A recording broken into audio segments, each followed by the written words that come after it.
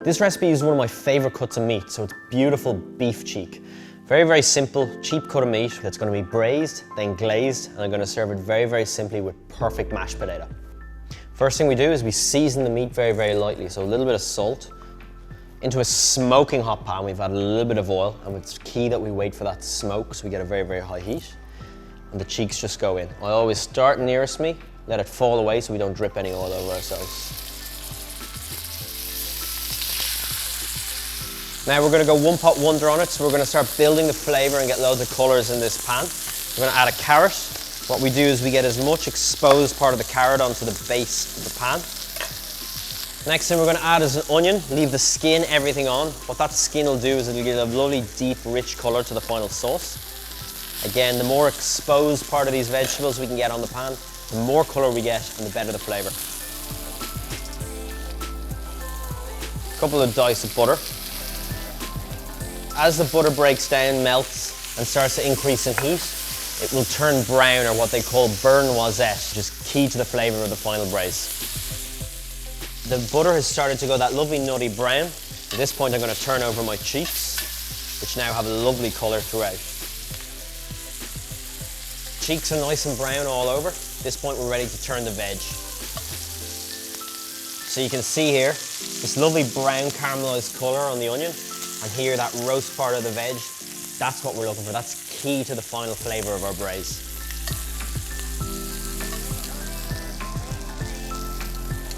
Last thing before we add our wine is a couple of aromats, just some whole button mushrooms, beautiful fragrant beefy flavour, and then 2 cloves of garlic. We give them a quick crush and straight in, fuss free. Tarragon goes beautifully with beef.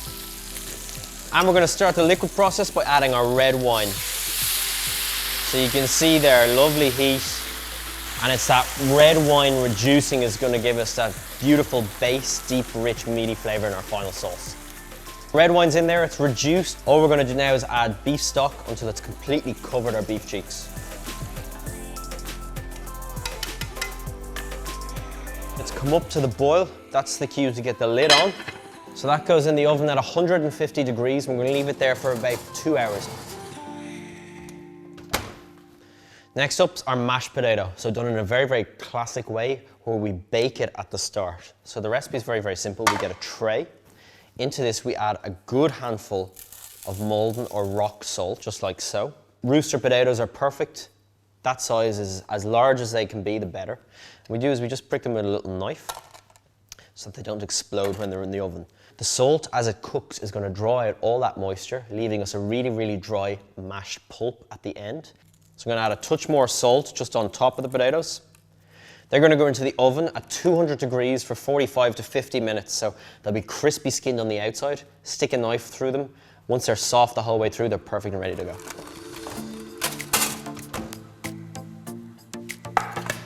So after 45-50 minutes, potatoes are out of the oven, and we stick our knife through it. You can see there, beautiful, soft in the middle, and all that water content has come out. Heavy base saucepan, don't leave it on heat at the moment, and then a ricer. Now you can do this with a sieve if needs be, but this is a perfect piece of kitchen kit to have at home. And like so. We're just taking out that middle piece, the center core. We leave the skins behind. So flip it down, push it straight through. Just like so. Again, the only place this can really go wrong is if you don't cook the potatoes long enough. So next up, get a pot on the heat.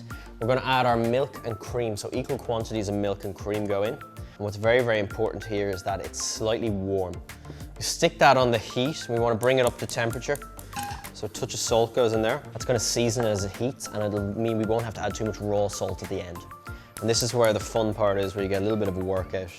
So, classic wooden spoon, straight in. Mix it around slightly.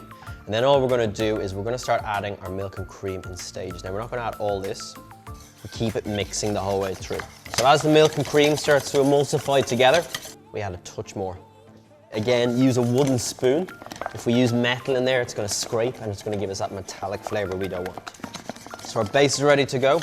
Over the heat, I'm going to start feeding in this cold butter.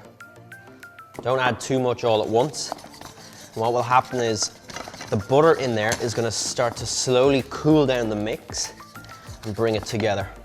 And don't be shy, because by the time we've made this mash, we're almost gonna have equal quantities of potato to butter.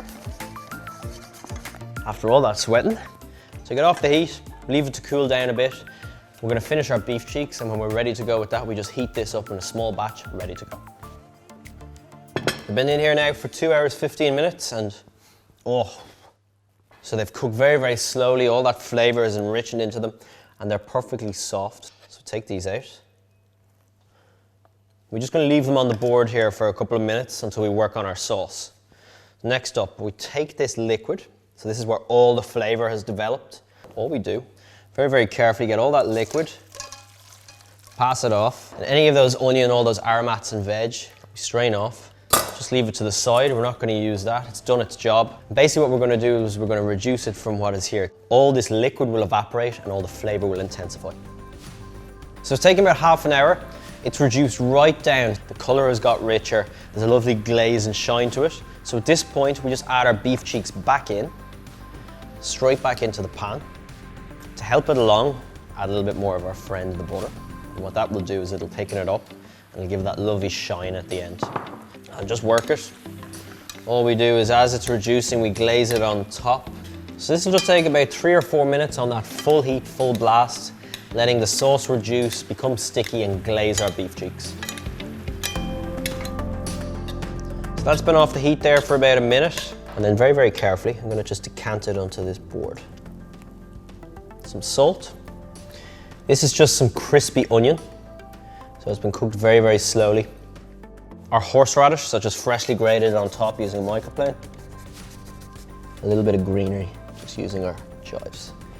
Then just to finish, all it needs is a touch more richness with our beautiful mashed potato.